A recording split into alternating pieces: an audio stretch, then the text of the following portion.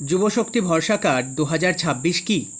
পশ্চিমবঙ্গের বেকার যুবক যুবতীদের চাকরির পরীক্ষার প্রস্তুতির জন্য সহায়তার উদ্দেশ্যে বর্তমান রাজ্য সরকার যুবশক্তি ভরসা কার্ড যোজনা চালু করেছে। এখন যার মাধ্যমে যোগ্য আবেদনকারীরা প্রতি মাসে 3,000 টাকা করে সরকারি ব্যাংক অ্যাকাউন্টে আর্থিক ভাতা পাবেন। কিন্তু এর জন্য রয়েছে কিছু শর্তগুলি কী আমরা দেখে নেব।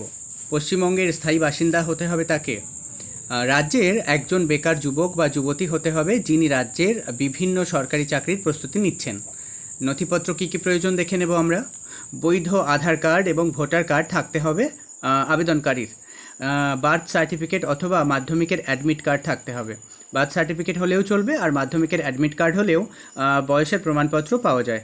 আর শিক্ষাগত যোগ্যতার সমস্ত সার্টিফিকেট ও মার্কশিট এর কপি দিতে হবে জমা যখন পোর্টাল ওপেন হবে।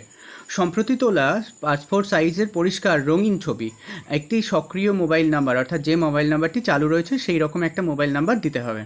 ডিবিটি এর মাধ্যমে টাকা পাওয়ার জন্যে নিজস্ব ব্যাংক অ্যাকাউন্টের বিবরণ দিতে হবে। এগুলি হচ্ছে নথিপত্র। আর নতুন আবেদনকারীর নাম নথিভুক্ত করতে হবে নতুন পোর্টাল চালু হলে।